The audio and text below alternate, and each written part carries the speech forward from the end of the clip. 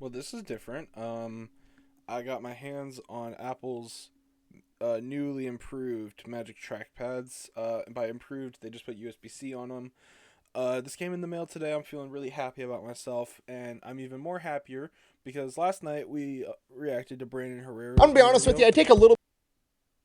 I did not mean to start it that early, my fault. We're taking a look at the Fat Electricians. Well, this isn't the Fat Electrician, this is the Fat Files. I saw this like a few hours ago, at time of recording, 3 hours ago. And we are going to be reacting to this. It's called America's Raisin Cartel, 18 Minutes of Chaos. I did see on Pepperbox, the Pepperbox version is slightly longer, so there is some exclusive bit or some content apparently, which makes me upset because, well, you know, I would rather watch that instead of this, but I gotta do this for you guys because, no homo, I love y'all, and no hetero, because I'm not trying to fuck my fans. That's weird. I don't know how old y'all are. I'm gonna stop talking. Let's get into this. I'm gonna be honest with you, I take a little bit of pride in the fact that I don't think I've ever engaged in just downright clickbait with an absurd title that has nothing to do with the video, and I'm not gonna start today. This is absolutely real. What? Today we're talking about the United States Raisin Cartel, an entity that is so powerful at its peak was able to confiscate half of a farmer's crop and pay them absolutely nothing in return. This entity was so powerful and so ingrained in the US system that it took a 13-year legal battle going all the way to the Supreme Court twice before it could be overturned. And we're gonna get into it right after a word from our sponsor. Yes, sweetheart. Where are you? Fishing, just like you told me to. Where? I mean, your truck is still here. I'm just upstairs playing Fishing Clash. It's too cold outside. It's fish. Nicholas! No, I resonate with him being cold. I wear, I don't know if you can see, I'm wearing shorts right now, and it's raining like hail outside, so it was like, look at that. I don't know if you can see that. That's a piece of ice. That just looks like my thumb.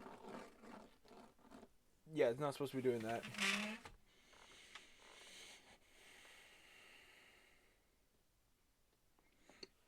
So yeah, I'm sorry about that. Let's get back to this ad. It's just What? fish. I told you I wanted real fish tonight, not from your game. Oh, I thought you just wanted me to have fun. No, never. I can't No, eat your no imaginary fun fish, allowed. just like I can't spend your imaginary internet money. First of all, Bitcoin is real. Whatever, your mother's coming over soon, so just go to the store and get some fish. Shit, Okay, not fine. Mom. Never gonna get laid. You forgot to hang up, and if you want to get laid more, you gotta last more than 2 minutes. Okay, first of all, last night doesn't count. It was doggy style, so that's technically 14 minutes, okay? Show some respect. Gosh. Oh, Goodbye. you get away with that in the ad? Oh no, that's crazy. Usually, it's like the mobile games are like the most strictest fucked ads. You have to you gotta read off the script. You gotta have this there, that there. You gotta have everything there. Like, look at that. He has the bar. He's got the code here. You know. I'm just more confused about the fact that they let him air this ad live on air, which is absurd. Bye, I love you. Fishing Clash lets you catch way more fish than you ever could in real life from all over the world, all in the comfort of your own home. Not only that, but Fishing Clash is completely customizable, allowing you to unlock and upgrade all of your equipment and even building your own fishing village. They also have daily and weekly events allowing you to compete against other people, gonna or critique even this building game your already. own fishing village. They also I'm critiquing this game already. Holy fuck, look at all the eye candy here. Oh my god. Bro. I'm sorry. I'm going to throw shots at this. Either money was tight or this game is actually good. Oh god, and I'm going to be honest, I don't think it's that good.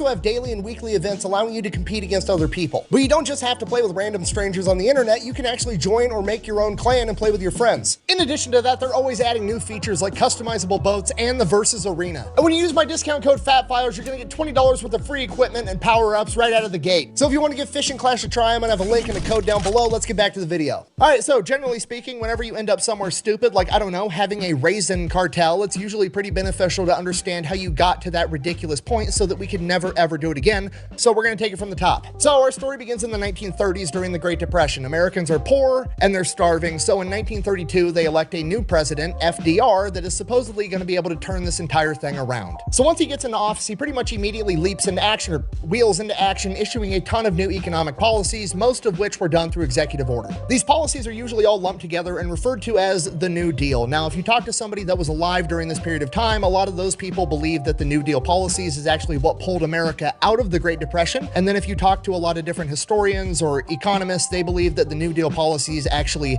prolonged the Great Depression. Regardless, the policy that we're focusing on today is the AAA, or the Agricultural Adjustment Act, that happened in 1933. Now, what the Agricultural Adjustment Act attempted to address was the fact that pretty much nobody in America had any money for basically anything, including food. That meant if they couldn't buy food, demand went down, which meant the prices went down, which meant the farmers were making less money. And obviously that makes business very hard for the farmers, and some of them were going to go out of business and they weren't going to be able to keep up their operation, and we can't allow that to happen because then...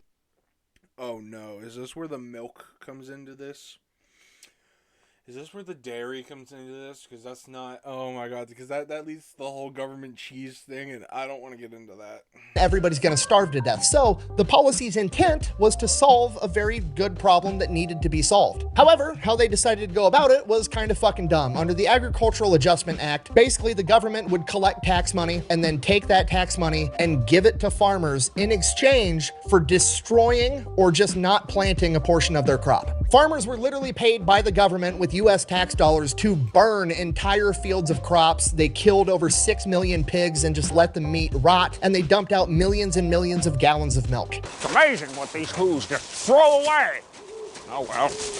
One man's toxic sludge is another man's potpourri. Okay, if you're not picking up what I'm putting down as to why this was a stupid fucking idea, the people can't afford to buy food, which meant the farmers couldn't sell food. So the government came in and said, I'm from the government and I'm here to help. They then... No. No.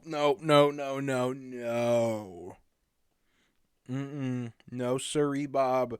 When the government says they're here to help, you get the hell out of there.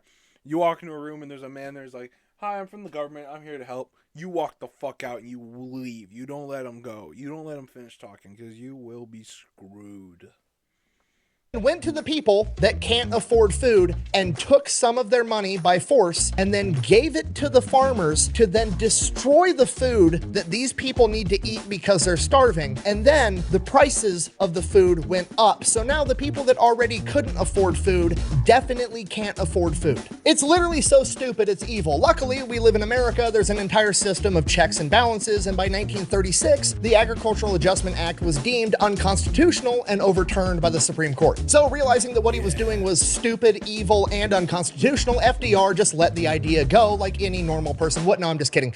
He pretty much immediately issued another program that was basically identical, but it was just different enough to not be unconstitutional this go around, and that would buy him a couple of more years before they could shut him down again. And that was called the Agricultural Marketing Agreement Act of 1937. Now, coupled with that, in 1937, FDR realized that they're just going to overturn his policies again at the Supreme Court level, so he then attempted to pack the Supreme Court so that he had enough people in the Supreme Court to just pass his policies through, whether they were unconstitutional or not. At this point in time, the Supreme Court had Seems fair. 9 Supreme Court justices, and FDR put out a new policy and tried to force it through Congress that would allow him to appoint 6 more for a total of 15 Supreme Court justices. Now, this act that would allow FDR to appoint more Supreme Court justices did not make it through Congress, but a lot of historians believe the reason it didn't make it through Congress was because as soon as all of this added political pressure got placed on the Supreme Court, and it looked like they were going to lose some of their power by diluting the entire court, some of them switched their opinion over to start letting FDR's New Deal policies through. This is commonly referred to as the switch in time to save the 9, referring to some of the justices switching their opinion over to save the effectiveness of the Supreme Court. Basically, the Supreme Court got bullied into letting FDR do what he wanted, whether it was unconstitutional or not. So now that the Supreme Court is scared to shut down FDR for doing anything unconstitutional, in 1938, he reinstates a slightly modified version of the Agricultural Adjustment. Isn't that also where, like, wasn't FDR, like, the first president to imprison someone for, like, race reasons? I'm pretty sure. I could be wrong, but I don't know. act that they had already struck down. Buh! I don't know why you're making FDR seem like he was a bad president. He got us through World War II and he was a great guy. Buh! Okay, first of all, I don't know how he gets credit for getting us through World War II when he didn't even make it through World War II. He passed away before World War II ended. As for being a good guy, yeah, maybe, sure, as long as we're willing to overlook attempting to pack the Supreme Court so that he could continue to burn crops while Americans are starving, confiscating gold from American citizens via executive order, refusing to sign Yeah, those the gold double eagle coins. Yeah, I remember that now. Yep. lynching legislation because he didn't want to upset the Dixiecrat voter base in the South, solidifying the Federal Reserve, hiding his disability from the American voter so that he could be the only president to serve more than 2 terms.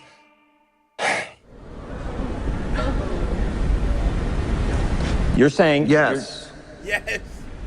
Let's talk about Persecuting 600,000 Italian Americans by declaring them an enemy of the state, where they were then subjected to confiscations, internment, and curfews, and then interning 125,000 Japanese Americans in camps where they lost their homes, their businesses, and had to stay there for years for no reason other than the fact that we were at war with Japan and their family or they came over from Japan to America because they thought America was better. So yeah, if we're willing to overlook all that, he sounds chill as fuck. Probably a great guy. I'm getting sidetracked, I'm sorry. So this is the political landscape we have going into World War II. So World War II happens, America raises a massive army. I think it totaled in almost 16 million men throughout the course of World War. 16 million men. Whew. You know when the Chinese get a hair in their ass and they want someone to pick it. You know we are getting like double, triple, quadruple that. War II, and obviously you gotta feed 16 million men. And one of the easiest food products to actually buy up and then preserve and ship across an entire ocean without it going bad happened to be raisins. So the United States is now buying up a ton of raisins, so obviously the demand goes up, meaning the price goes up, meaning more people start making fucking raisins to sell to the US government, because that's how capitalism works. Fast forward, World War II ends, the entire military gets to come back home, resume civilian life. The military shrinks dramatically, meaning that you've got less men to feed, meaning that the US government quits buying so many raisins. Now, all the service members could go home and buy raisins on their own if they liked raisins, but guess what? Nobody fucking likes raisins, so nobody's buying the raisins. Shut the fuck up. Raisins are an alternative when you have nothing else in your life and you need sustenance. When I was in school, you got, like, they had craisins, like the cranberry ones, you know what I mean? Everyone ate those. Not because they were good, but because that was, like, the only thing that you had. That was, like, you got, like, one free thing because this was, like, just getting out of COVID, so we still got the free lunches. Probably still do, honestly, but you got the craisins, not because they were good. And you know what they were good for? Bartering. You could go to people that actually would consume these pieces of shit, like me, and you could barter for items. I bartered items in school to get other food. I'd never tried to, like, stack it. Like, you see those videos of people, like, I don't know, like, turning, like, this discarded 9mm bullet into, I don't know, a fucking house in Cambodia. I'd never tried that. The price plummets, at which point capitalism should probably kick in again, and the growers are going to realize, oh, there's not a huge market for raisins anymore, I should probably do something else. Now, that's what should happen. But in this particular instance, the government, for whatever reason, decides, you know what? I like raisins. I think we should keep overproducing raisins, and then the government will come up with some solution on how to stabilize the price of raisins. This looks familiar. Where have I seen this before? Which is great news, because if the US government has a long, proven track record of doing anything at all good, it's obviously stabilizing things. I mean, look at the Middle East. So the government says, okay, here's what we're going to do. Under the authority of the Agricultural Management Agreement Act of 1937, we're going to use that authority to create a new government entity that we're going to call the Raisin Administration Committee. We're going to have a whole government entity at the federal level solely committed to raisins. Now, right off the bat, that sounds kind of dumb, but don't worry, it gets way worse because the Raisin Administration Committee is actually directly under the authority of the Department of Agriculture. And the reason that's a big deal is because the Department of Agriculture was founded with executive authority in 1862, meaning that the Department of Agriculture is part of the executive branch of the United States government, which more or less means whatever policies they adopt internally are basically de facto written into law. And if anybody disagrees, they have to take them to court and prove that it was unconstitutional, which is a gigantic hurdle that takes years. Okay, if you're not picking up what I'm putting down, I'm trying to tell you that the federal government just created a new federal entity for raisins that has executive authority. So the Raisin Administration Committee immediately gets to work stabilizing the price of raisins, aka driving the price of raisins up, even though they shouldn't cost that much. So they get to work at doing it, and the plan they come up. How the hell do you increase raisin prices of all things? Because I get it, it's just grapes that are just shriveled up nut sacks in the cold. Except you gotta make them in the heat. I don't know what I'm saying anymore. Up with how to do it is they're going to go to every raisin grower, farmer, manufacturer, however you want to do that. You fucking grow grapes and then you leave them out in the sun, whatever that guy is. They go to those guys and they're like, hey, here's the new policy that we've just written into law under nobody's authority. The new rule, the new law is that you're going to have to give us a certain percentage of your crop every year based on however much we decide you're going to give us. And you have zero recourse. We're going to take it for a grand total of free 99. We're not going to give you shit. And we're going to hoard it in the National Raisin Reserve. Now, once they're in the National Raisin Reserve, we can go ahead and do whatever the fuck we want with them. A lot of the times we're donating them to the military for rations. We're donating them to schools for school lunch programs. This is why every person my age and 20 years older than me and probably younger than me has eaten a shit ton of these in elementary school. It's because the government was getting them for free by stealing them from farmers. Now, to be completely fair... That explains way too much now. Oh my god. That explains way too much as to why we had all of the fucking raisins. Bruh. Intellectually honest, there was a way that the farmers could make some money from the National Raisin Reserve, and that was if the administration committee decided that they weren't going to donate it to school programs or the military or sit there and let it rot, which they did to a ton of raisins. They just literally rotted and they had to throw them away. If the entity did decide that they wanted to sell some of the raisins to a foreign market that didn't interfere with the American raisin price, whatever they sold that for, the farmers would get a kickback. But if they did sell it, it was at a highly reduced rate, and the money amounted to nowhere near the cost of actually growing the raisins. Okay, do you understand what has happened? This is literally a raisin cartel. Like, this isn't clickbait. This isn't, oh, the fat electrician came up with a funny name for his YouTube title. No, the definition of cartel is literally, and I quote, an association of manufacturers or suppliers with the purpose of maintaining prices at a high level and restricting competition. It is straight up a raisin cartel. People, listen up. This is a national security emergency. We have an imminent threat. The Raisin Administration Committee is literally rolling up to every raisin grower in the country saying, give me a cut or else. And this goes on from 1949 until 2015, but the hero of our story comes into play in 2002. And that hero is a humble raisin farmer by the name of Marvin Horn, who in 2000/2003 was told by the Raisin Administration Committee that this year they would be confiscating 47% of his crop and giving him fucking nothing in return. Just so we're all on the same page, the federal government rolled up to a raisin farmer and said, hey, I'm gonna steal 47% of your crop, but don't worry, you can keep the other 53%. But I just need to mention, once you sell that 53% of your raisin crop, that's gonna count as income and you're gonna have to pay income taxes. And then whatever money is left, you can have to spend on whatever you want. But whenever you spend that money, I'm also gonna charge you sales tax. It's literally the mafia. Anytime money moves, you gotta give the grape father a cut, okay? You're dealing with the grape fellas. I'm so sorry. Okay, I did one dad joke. I'm done, okay? It's just the entire situation. He's a father. It counts. I don't make dad jokes because, well, I'm a son. Situation is completely unreasonable. Yeah, babe. Nick, oh my god, I missed my period. I know. What do you mean you know? I heard it through the grapevine. Goodbye.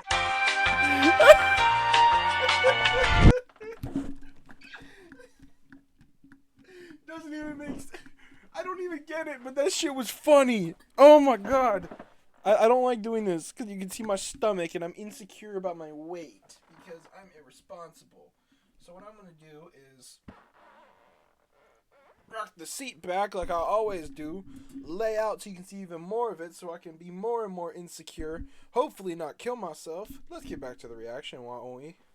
Anyways, by this point, Marvin Horn is driven to the brink. He can't stay in business functioning like this, so he's just driven to the edge, and he finally stands up for himself and he says, no, I'm not going to keep living like this. I'm not going to give you 47% of my entire crop. I'm going to keep everything that I own, and I'm going to sell it myself. And the Raisin Cartel is immediately furious. Playing with my money is like playing with my emotions. So the Raisin Administration Committee orders him to pay back the value of the raisins to the committee, approximately $400,000. And then, because he wasn't a good little boy that just forked over half of his living, they decided they were also going to fine him an additional $200,000 for his disobedience, which apparently is completely legal because they have executive authority, which means apparently you can do whatever the fuck you want all the time and it's not against the rules. So Marvin Horn realizes he's going to have to defend himself, so he starts looking into the law, and he starts at the first place that you should always start, the Constitution. Okay, Amendment number 1 says I can pray to whoever I want and say whatever I want, and you're not allowed to stop me. Amendment number 2 says I have guns if you disagree with the first one. And rule number 3 says I don't have to have soldiers sleep in my house. Rule number 4 says no unreasonable searches and seizures. Oh, here we are. Rule number 5, where it clearly says, and I quote, nor shall private property be taken for public use without just compensation. Sounds to me like it's a pretty clear-cut case of it's a violation of the Fifth Amendment. No. So obviously they go to court. Marvin Horn wins immediately because he can literally read the 5th bullet point of the founding document of the entire fucking no, I'm just kidding. A 12-year legal battle ensues that goes all the way to the Supreme Court, gets kicked back down into another district court, and then goes back to the Supreme Court again. So after a 13-year-long legal battle, Marvin Horn finally wins with the Supreme Court siding in his favor in an 8-1 decision. And this is the part where I wish I could end the video just saying like, hooray, the good guys finally won in the end, and it all worked out, and we all got together and sang Kumbaya by the fireplace. The Raisin Administration Committee lost its federal status, and they just became a lobbying group. The Federal Raisin Reserve evaporated into thin air, and it all went away, and all was right in the world. But my brain doesn't work that way because I have to know who the Supreme Court justice was that voted against Marvin Horn. So I looked into it, and of course, it was Supreme Court Justice Sotomayor. So I found her dissenting opinion where she wrote it up. I'm not going to read it to you guys because it's like 20 pages and it's all in lawyer jargon. But the abbreviated version of her argument was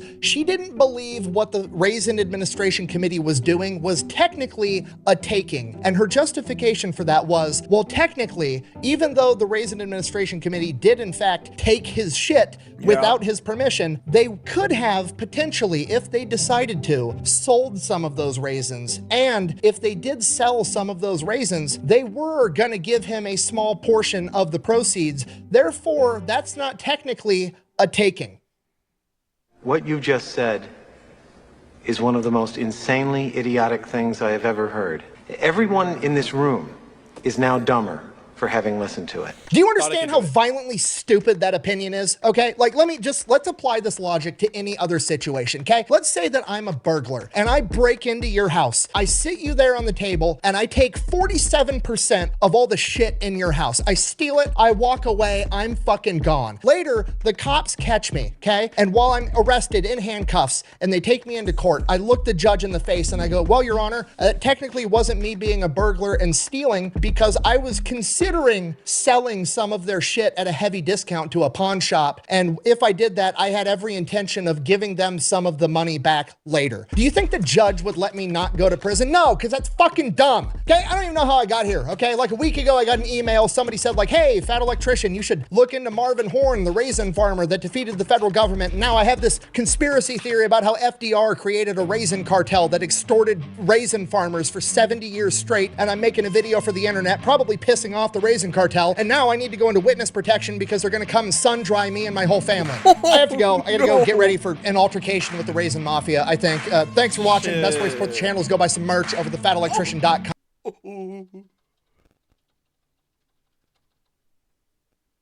Electrician.com with the Raisin Mafia, I think. Thanks for watching. Best way to support the channel is go buy some merch.